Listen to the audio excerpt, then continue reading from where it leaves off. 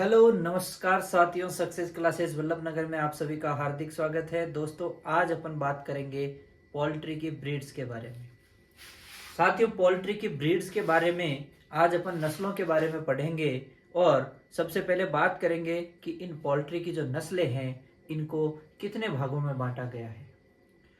तो बात करें कि टोटल जो इनके कितने वर्ग है, टोटल 5 भागों में इनको बांटा गया है, जिसके अंदर अपनी कौन कौन सी ब्रीड आ जाती है। इसके अंदर अमेरिकन ब्रीड्स आ जाती है। इसके अलावा अपन बात करें तो अमेरिकन के अलावा मेडिटेरेनियन बर्ड्स ब्रीड्स जो है वो इसके अंदर आ जाती है। कौन कौन सी आ जाती है? अमेरिकन आ जाती है, मेडिटेरेनियन आ जाती है, इंग्लिश ब्रीड्स आ जाती है, एशियाटिक ब्रीड्स आ जाती है और इनके अलावा इंडियन ब्रीड्स। तो इस तरीके से टोटल अपन ने इनको 5 भागों में डिवाइड किया।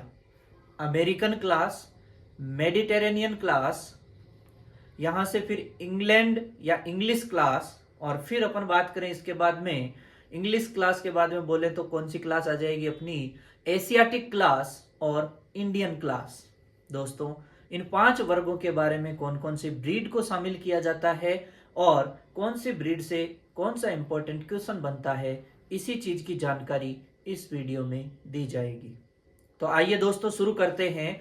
और अगर आप चैनल से लगातार जुड़े रहेंगे, लगातार वीडियो देखते रहेंगे, कमेंट, लाइक, शेयर और सब्सक्राइब करते रहेंगे तो हमें मोटिवेशन मिलेगा और ज़्यादा से ज़्यादा जो एलएसए के वीडियोज है वो डाले जाएंगे बिल्कुल मुफ्त में। ठीक है दोस्तों, तो अपने साथियों को बताइए, क्योंकि ज्ञान बांटने से बढ़ता है। दोस्तों, छुपाइए मत कि हम अकेले ही तैयारी कर लेंगे और अकेले ही लग जाएंगे। चलिए, अमेरिकन के अंदर बात करें तो जो अमेरिकन ब्रीड है वो सारी की सारी कैसी होती है? ड्यूअल पर्पज होती है। सभी के सभी द्विप्रयोजनी होती है, यानी कि अंडे उत्पादन के रूप में भी पाली जाएगी और इनसे अच्छा मांस भी उत्पादन होगा। ठीक है दोस्तों, तो अमेरिकन में जितनी भी आती है सारी की सारी कैसी होती है? ड्यूअल पर्पज की होती है। सबसे पहले अपन बात करें तो सबसे पहले यहां पर अपने ट्रिक की बात करते हैं कि अमेरिकन ब्रीड में कौन कौन सी शामिल की जाती है।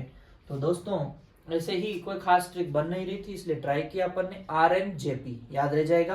क्या याद रह जाएगा? RNJP। आर से कौन हो जाएगी आपके?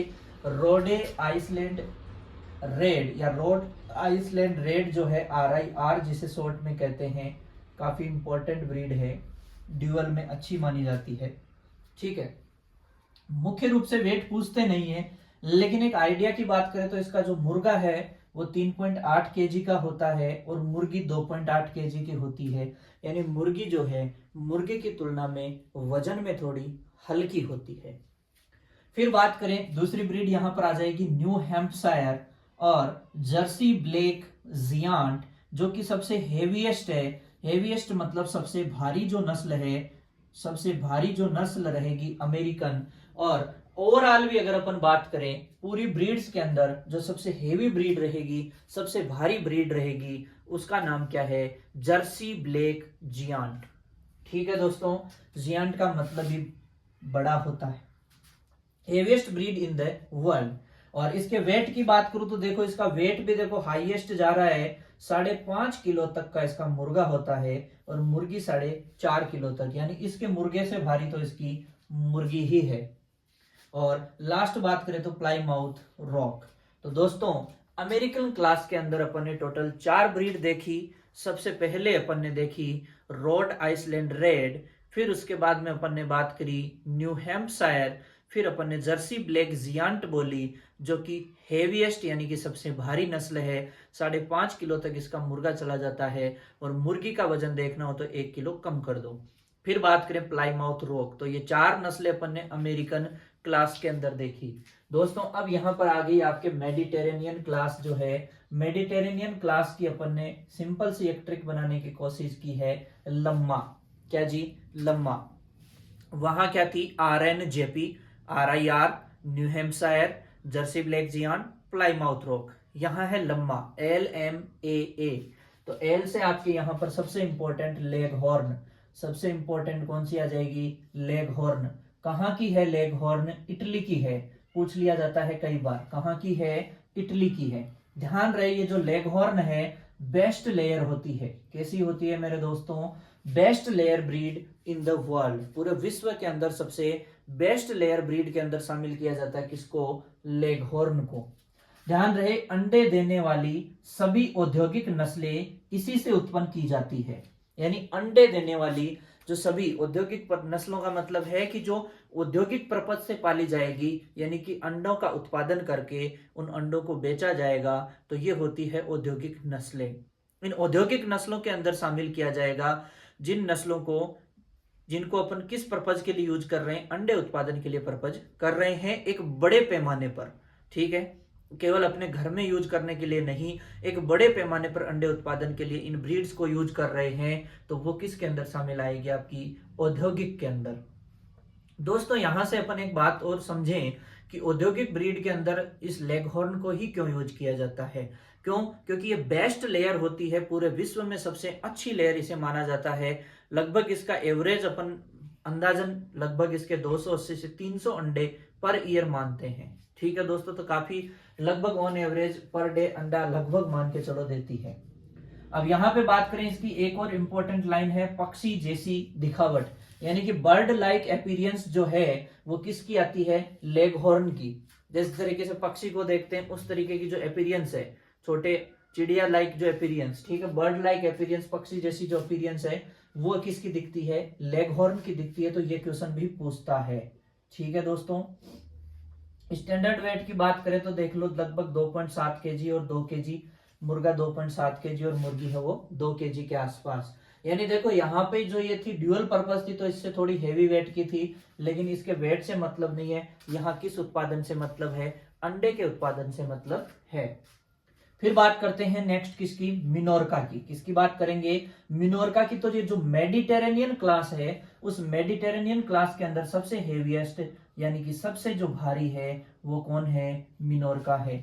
और ओवरऑल सबसे भारी की बात करें तो ओवरऑल सबसे भारी कौन है? जर्सी ब्लैक जियांट है। फिर ए से कौन हो जाएगी आपकी? एनकोना। और फिर अगले ए से एंडेलुसियन। दोस्तों एंडेलुसियन में ये ध्यान रखना है कि इसके जो अंडे होते हैं उसका कलर कैसा होता है? नीले रंग का अंडा। तो क्वेश्चन पूछ लिया जाता है कि नीले रंग का अंडा कौन सी क्लास के अंदर मिलेगा? तो नीले रंग का अंडा आपको मेडिटेरेनियन क्लास के अंदर मिलेगा। इसके अलावा अपन बात करें तो मेडिटेरेनियन क्लास के अंदर भी एक स्पेसिफिक ब्रीड के अंदर बात करें तो कौन सी हो जाएगी? एंडेलुसियन ब्रीड हो जाएगी। ठीक है दोस्तों, तो ये हो जाएगी एंडेलुसियन, जिसका अंडा कैसे रंग का होता है? नीले रंग का अंडा होता है। दोस्तों यहां देखो इसी से रिलेटेड बात भी है कि पोल्ट्री की सभी नस्लें भूरे अंडे देती है, जबकि मेडिटेरेनियन नस्लें सफेद अंडे देती है। यानी बाकी जितनी भी ये सब नस्लें हैं कैसे अंडे देगी? भूरे रंग के अंडे देती है। ठीक है, बाकी सभी भी जो ब्रीड है किस रंग के अंडे देगी? भूरे रंग के अंडे देगी। लेकिन ये जो अंडे हैं किसके? मेडिटेरेनियन क्लास के अंडे वो व्हाइट रंग के होते हैं। और उनमें से भी जो आपकी एंडेलुसियन है ये नीला अंडा देती है। कैसा अंडा देती है? नीला अंडा देती है। यानी मेडिटेरेनियन वाली सभी सफेद अंडे देगी, बाकी जितनी भी मुर्गियां हैं सभी कैसे रंग के अंडे देगी? भूरे रंग के अंडे देगी। मतलब यानी कि बात करें कि ये मुर्गी है और इनके अंडे भी भूरे हैं, तो ये इनके जो मुर्गे हैं, सॉरी इनके जो अंडे हैं, इन मुर्गियों के जो अंडे हैं वो अपन मार्केट से लेकर के आएंगे। मार्केट वाले बोलेंगे देसी मुर्गी के अंडे हैं। ठीक है, चलिए इंडियन ब्रीड की बात, देसी की बात करें तो देसी ब्रीड के अंडे कैसे होंगे? भूरे होंगे। आप मार्केट से लेकर के भी आते हो अंडे तो कि ये देसी ब्रीड का अंडा है या देसी अंडा है भूरे रंग का। तो मेडिटेरेनियन में मोस्टली कौन सी? अपने लेगहॉर्न को पालते हैं क्योंकि ये सबसे अच्छी लेयर होती है, तो इसके अंडे कैसे होते हैं? व्हाइट। तो कॉमनली क्या बोल दिया जाता है कि व्हाइट वाले अंडे तो कैसे हो गए? ये देसी नहीं है। और ब्राउन वाले कैसे हो गए? देसी हो गए। तो दोस्तों बात करें तो पूरी की पूरी मेडिटेरियन सभी व्हाइट देती है, केवल एंडेलुसियन जो है वो ब्लू अंडे देगी, बाकी सभी भूरे अंडे देती है। फिर बात करें इंग्लिश ब्रीड, तो इंग्लिश ब्रीड में पॉजिटिव एजेंट SD। ठीक है, तो यहाँ क्या याद रखेंगे? COASD, COASD। तो दोस्तों C से सबसे पहले बात करें तो कॉर्निश आ जाएगी। कौन आ जाएगी दोस्तों? कॉर्निश। कॉर्निश जो है आपकी बेस्ट ब्रॉयलर है। कॉर्निश है वो क्या है? बेस्ट ब्रॉयलर है, बेस्ट मीट है। इसका जो सबसे बेस्ट मीट किसका रहेगा? कॉर्निश का रहेगा। और जो मांस उत्पादन के लिए पोल्ट्री पाली जाती है उसे अपन क्या कहते हैं, ब्रॉयलर कहते हैं। बेस्ट लेयर लेगहॉर्न है और बेस्ट ब्रॉयलर कौन है, आपकी कॉर्निश है। फिर इसके अंदर और नाम है, ऑर्पिंगटन है, ऑस्ट्रेलॉर्प है, ससेक्स है और डॉर्किंग है। ध्यान रखें, इनके नाम आपको पूछ लिए जाते हैं कि निम्न में से कौन सी ब्रीड इंग्लिश क्लास के अंदर शामिल की जाती है, कौन सी ब्रीड मेडिटेरेनियन में शामिल की जाती है। तो इनके नाम थोड़े इंपॉर्टेंट है, ध्यान रखना। एशियाटिक, एशियाटिक के अंदर आपकी सबसे पहले ब्रह्मपुत्र वैली की है। फिर कोचीन है जो संघाई चाइना की है, और इस कोचीन को अपन संघाई फाउल के नाम से भी जानते हैं। किस नाम से जानते हैं दोस्तों, कोचीन को अपन संघाई फाउल के नाम से भी जानते हैं, क्योंकि संघाई चाइना में जगह का नाम वहां की है। तो कोचीन को किस नाम से जाना जाता है, संघाई फाउल के नाम से जाना जाता है। फिर है लैंग्स हेन। दोस्तों थोड़ा ध्यान रखना, ये इंपॉर्टेंट इसलिए लगा रहा हूं क्योंकि ये इसके साथ कंफ्यूजन कर देती है कई बार। तो नाम स्पेलिंग अच्छे से देखना, नाम अच्छे से देखना। ये लैंग्स हेन है, ये लेगहॉर्न है। लेगहॉर्न मेडिटेरेनियन में है, लैंग्स हेन जो है वो एशियाटिक के अंदर है। दोस्तों थोड़ा सा इसका ख्याल रखना। फिर बात करते हैं इंडियन ब्रीड की। कौन सी ब्रीड की बात करेंगे, इंडियन ब्रीड की। और इंडियन के अंदर कौन आ जाएगी, आपके असील। तो असील को अपन दूसरे अन्य नामों से भी जानते हैं। इसका दूसरा अन्य नाम इंडियन गेम, लखनऊ का मुर्गा और फाइटिंग कॉक भी है। क्या क्या इसके अन्य नाम है, इंडियन गेम, लखनऊ का मुर्गा और फाइटिंग कॉक, यानी झगड़ालू जो मुर्गा है उस रूप में भी है, और खेलों में भी यूज किया जाता है, लड़ाई में। तो इंडियन गेम के और लखनऊ का मुर्गा इस नाम से भी ये फेमस है कहाँ का, आंध्र प्रदेश, यूपी और राजस्थान में ये मुख्य रूप से पालने को मिलता है। ठीक है, फिर आगे देखिए, known as for its high stamina, यानी इसका जो स्टेमिना है वो बहुत ही उच्च स्टेमिना होता है। इसका जो स्टेमिना होता है वो कैसा होता है, बहुत ही उच्च होता है। ठीक है, फिर उसके बाद करें मैजेस्टिक गैट, यानी इसकी जो चाल होती है बड़ी ही एटीट्यूड वाली चाल होती है, बड़ी राजशाही चाल, जिसे क्या कहते हैं, राजशाही चाल में चलता है। कौन चलता है, असील। अरे डॉन की माफिक चलता है, किसकी माफिक चलता है, डॉन की माफिक चलता है। और देख लो फाइटिंग क्वालिटी भी क्या है, एक्सीलेंट है। फाइटिंग क्वालिटी भी एक्सीलेंट है, यानी स्टेमिना भी, ताकत भी जबरदस्त। फिर मैजेस्टिक गेट, चाल भी खतरनाक, तेरी चाल बल्ले बल्ले, तेरे गाल बल्ले बल्ले। और एक्सीलेंट फाइटिंग क्वालिटी, मतलब लड़ने की, लड़ाकू मुर्गा है। कैसा मुर्गा है, लड़ाकू मुर्गा है। फाइटिंग क्वालिटी भी जबरदस्त होती है। और ये किस टाइप की ब्रीड है, अंडे नहीं दे, अंडे टाइप की है या मीट टाइप है। तो इसमें किस टाइप की ब्रीड में शामिल करेंगे, इसे मीट टाइप की ब्रीड में शामिल किया जाएगा। अब बात करें दोस्तों, तो ब्रूडीनेस इज मोस्ट कॉमन। ठीक है, हेन is good seater and best mother. ये ध्यान रखें कि बेस्ट मदर कौन है और ब्रूडीनेस मोस्ट कॉमन किसके अंदर है, बहुत अच्छा क्वेश्चन बनता है।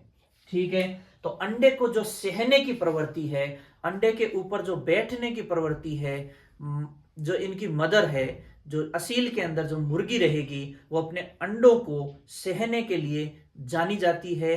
ब्रूडीनेस के लिए अच्छे से बेस्ट मदर के रूप में जानी जाती है। और जानी क्यों नहीं जाएगी भैया, देसी माँ है, देसी माँ जानी जाएगी। ठीक है, भाई साहब कहते हैं माँ का आंचल, अरे विदेशी वाली तो क्या है रे, जिनसे है कहाँ से आंचल अवेलेबल कराएगी, आंचल तो देशी वाली अवेलेबल कराएगी।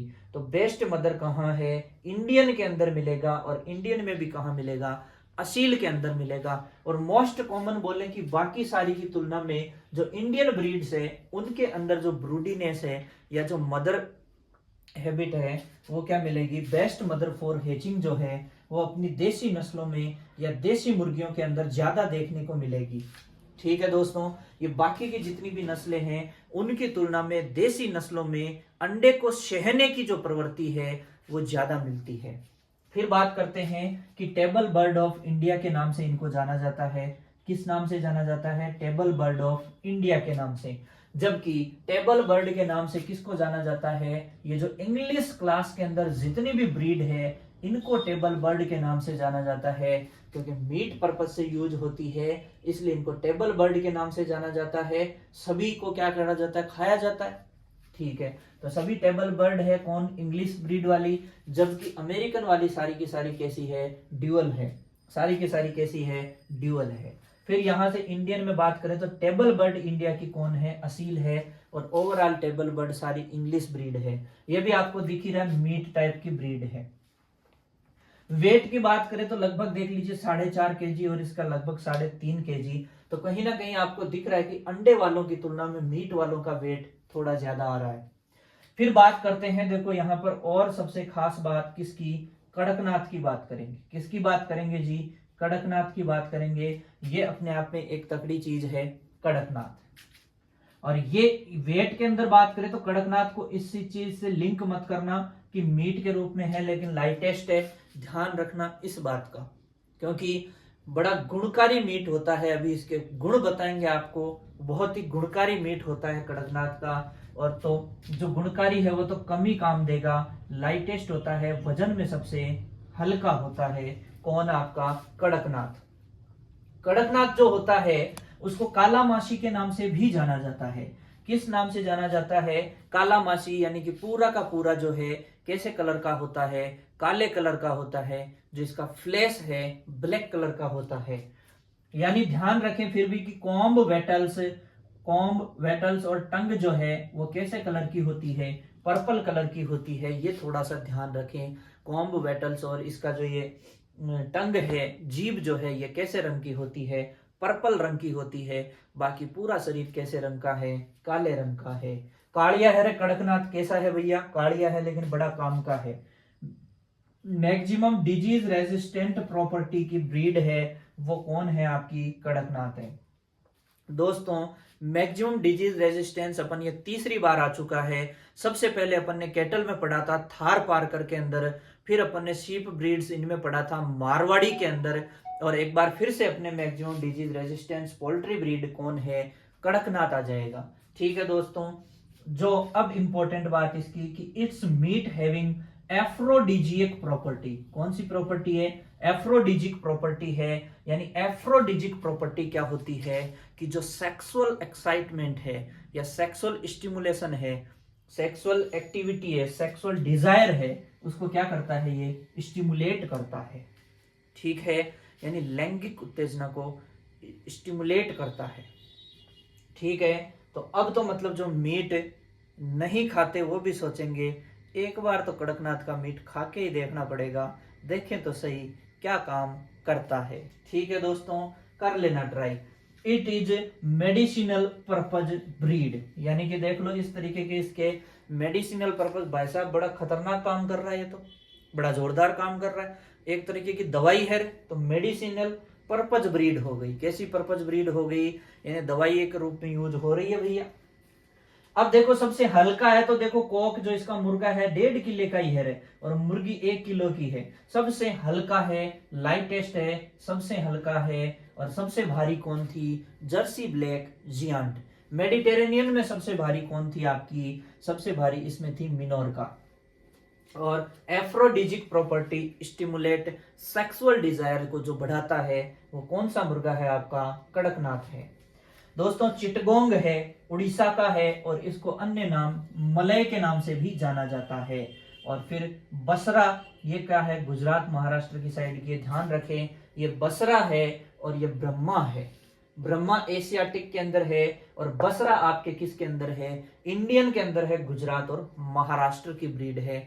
कहीं कोई कंफ्यूजन नहीं होना चाहिए दोस्तों। इस तरीके से आपकी पोल्ट्री की ब्रीड हुई कंप्लीट। अगर आपको वीडियो अच्छा लगा हो तो शेयर कीजिए, बाकी दोस्तों के साथ शेयर कीजिए इसको। जय हिंद, जय भारत। बाकी बातें करेंगे नेक्स्ट क्लास में।